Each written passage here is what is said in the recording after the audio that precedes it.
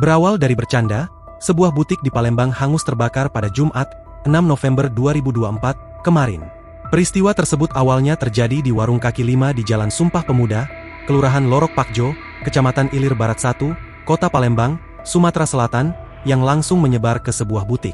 Pantauan sripoku.com dari Instagram, Palembang, rekaman CCTV detik-detik kebakaran tersebut pun akhirnya terungkap ke publik. Dalam video yang beredar terlihat seorang pria sedang mengisi pertalite ke dalam sebuah botol minuman bekas. Di sampingnya ada pria lain yang sedang memegang korek gas.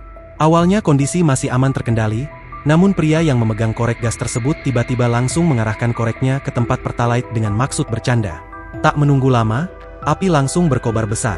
Panik melihat api yang membesar, pria tersebut langsung mengangkat jeriken berisi pertalite ke dalam butik yang ada di samping warung kaki 5 tersebut. Alhasil api langsung membesar hingga membuat butik ikut mengalami kebakaran. Dalam video itu juga terlihat para pelayan toko yang berada di dalam langsung berhamburan keluar. Kapolsek Ilir Barat 1, Kompol Ginanjar alias Sukmana mengatakan, peristiwa berawal ketika karyawan warung bernama Hasbi, 21, sedang mengisi pertalite di dalam botol dari jeriken. Sementara pemilik warung menunggu sambil beristirahat di dalam. Kemudian datang seorang juru parkir bernama Amri hendak membeli rokok. Si juru parkir itu berkata bakarlah pakai ini, sambil menunjukkan korek api gas. Kemudian dijawab oleh saksi Hasbi, bakarlah om dengan nada bercanda. Ujar Ginanjar menirukan perkataan saksi. Dalam jarak sekitar 1 meter, kemudian tiba-tiba Amri langsung menghidupkan korek api gas yang dipegangnya di dekat botol yang sudah berisi bensin dan pertalite. Api menyambar bensin pertalite yang ada di dalam jeriken. Karena panik, Amri melempar jeriken ke arah butik yang membuat api turut membakar bagian depan butik, katanya.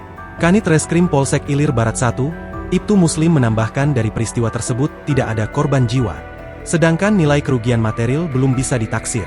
Korban luka bakar nihil. Ada barang bukti yang kami amankan yakni jeriken, katanya.